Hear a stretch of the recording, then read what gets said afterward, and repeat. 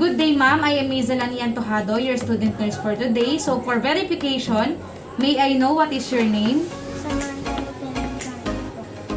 Your age? And birthday po? So, okay, ma'am. I'll be explaining the procedure na mangyayari mamaya. So, I'll be assessing the female genitalia. So, later on po, ma'am, pasusuotin ko po kayo ng inyong gown. And mahihiga po kayo mamaya for our assessment.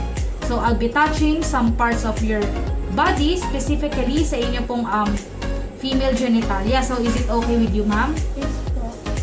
So, before we proceed, I'll be asking you some questions related to our assessment. So ilang taon po kayo, ma'am, na nagkaroon po kayo ng inyong menstrual period? 11. So, is your menstrual cycle regular po ba? Regular naman.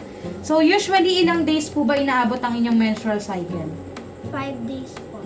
5 days. So, is there any pain po ba or itching sa inyong genitalia? Wala po. Wala naman. So, sa past history naman po, ma'am, do you experience blood in stool? Wala po. So, wala pa. So, sa family history po, ma'am, meron po ba sa iyong pamilya niya na merong genital cancer? Wala po. Wala naman.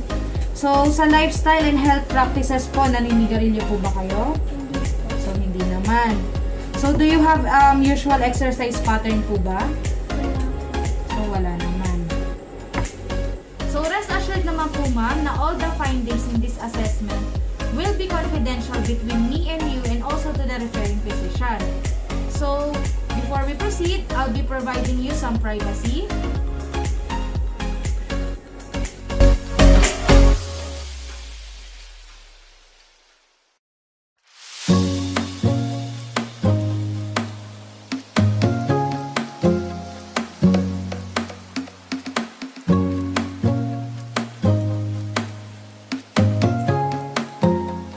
So, all we need to do is we're going to inspect for the upper part.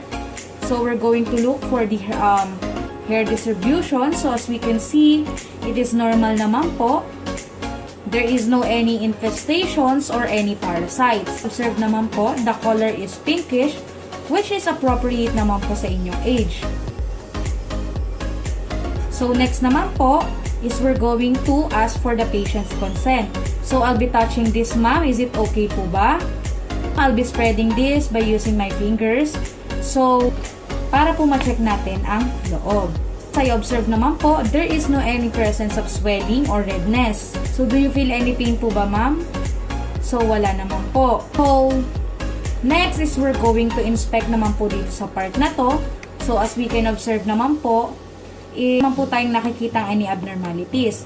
So, dito naman po sa both sides dito, sa kabilaan naman po, is wala na rin din po tayong nakikitang any lesions, excoriations, or kahit anumang sugat. It is symmetrical with each other. So, next naman, po, ma'am, is we're going to inspect banda dito sa clitoris. So, as I observe naman po, ma'am, there is no any lesions or excoriation. There is no any discharges din naman po. You can observe the color is pink. It also moist, which is normal. So, the clitoris size is normal for your age, and also, it is in the midline. Next naman po is we're going to palpate if there is any presence of cyst. So, ma'am, is there any pain po ba while I'm touching this? So, wala naman. So, as I observe naman po, there is no any signs of tenderness, swelling, or any discharges. It is soft naman po and non-tender. Again, I'll be asking ma'am sa inyong consent dahil I'll be using this, my index finger and insert this in this part. Is it okay po ba sa inyo, ma'am? So, I'll be using lubricating gel and assuming this is a lubricating gel. So, I'll be spreading this all over my gloves.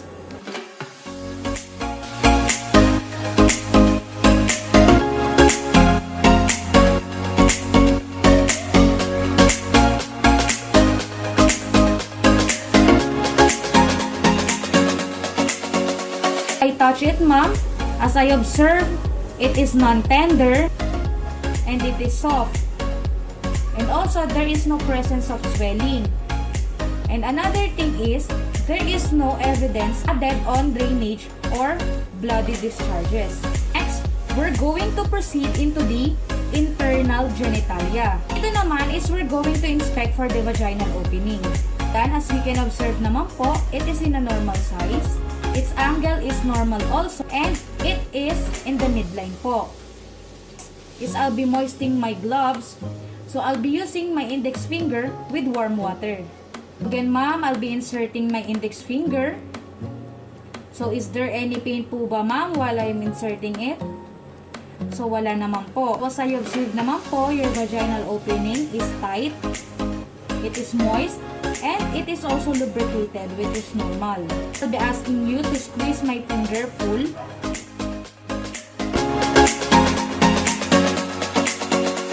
Next, ma'am, I'll be asking you to bear down or umire. Okay, as we can see naman po, there is no any discharges na lumabas. And also, we can observe there is no any bulging, which is normal. The next thing that we're going to do, ma'am, is I'll be performing a speculum examination. So here, ma'am, we're going to use a vagina speculum. So, meaning that this is a real vaginal speculum. So, ma'am, I'll be inserting this, ma'am, in this part. Is it okay with you po? Okay, great. Ma'am, I'll be inspecting po sa inyong cervix. So, as we can observe naman po, the color of your cervix is pink, which is normal. Size of your cervix is normal. The position is in the midline. Now naman, we can observe the surface is smooth. It also moist, and there is no any presence of swelling. Hindi po tayong nakitang any blood discharges. Good thing, there is no any signs of lesions, which is, so ma'am, I'm going to obtain some samples po.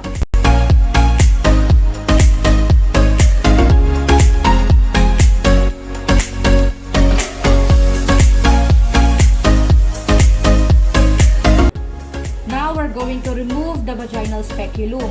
Okay, now ma'am, I'll be inspecting the vagina. So, as we can observe naman po, it is color pink. The surface is smooth. It also moist. There is no any signs of lesions, swelling, or any bloody discharges. So now, we're going to proceed to the bimanual examination, which is I'll be inserting my index finger and my middle finger in your vagina, and on the other hand, I'll be palpating your abdomen. Is po on what I can touch, your cervix is firm, it is also soft and rounded. Your uterus is smooth and it also moist. As I palpate, I can slightly feel the ovary, which is in a almond shape, which is normal. Okay, so now I'll be observing there is any abnormal discharges. So wala naman po tayong nakikita, so it is normal. We're going to perform a rectal vaginal examination. So we're going to change our gloves and we're going to put a lubricant again. I'll be inserting my index finger in your vagina and my middle finger in your rectum. So on the other hand, I'll be palpating the abdomen. Based on what I can touch, it is also smooth, it is firm, which indicates that it is a normal. Moving on to the anus and perianal area. There is no any signs of lumps, lesions, or any redness or rashes. So the size is normal, the shape is normal, so the location is in the midline. So again, I'll be lubricating my hand, insert my index finger. As I observe, it is moist and it is tightly closed. No any presence of lesions or any swelling. Next, I'll be inspecting naman po in this area. There is no any signs of swelling, redness, dimpling, and there is no any presence of hair. It is also smooth, firm, which is good. I'll be asking you to pinch your nose and exhale as I count 1 to 3. Okay po ba yon? Okay, great. So, 1, 2, 3, and exhale. Bear down po or umiri po kayo and hold it for 10 seconds. Observe naman po, there is no any bulging or any signs of bloody discharges. So, which is normal. I'll be inserting my index finger. Based on what I can touch po, there is no any presence of tenderness. It's also relaxed and there is no any presence of nodules. There is no any hardness, which is normal. We're going to proceed to the rectum area. We're going to palpate for the rectal mucosa. So as we can observe, there is no any tenderness, there is no also any irregularities, there is no any presence of nodules, and any hardness. I'm going to get some piece of specimen to inspect if there is any presence of blood.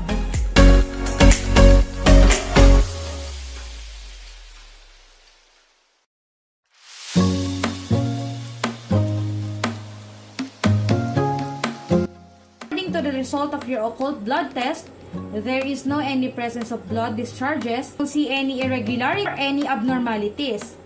So in total, it is... So ma'am, tapos na po natin ang ating assessment within your female genitalia and rectum. So overall po ng ating assessment, there is no any lump, swelling, tenderness in your vagina and rectum po. Which is normal po yun and good po sa inyo. So ma'am, thank you po for participating in our assessment.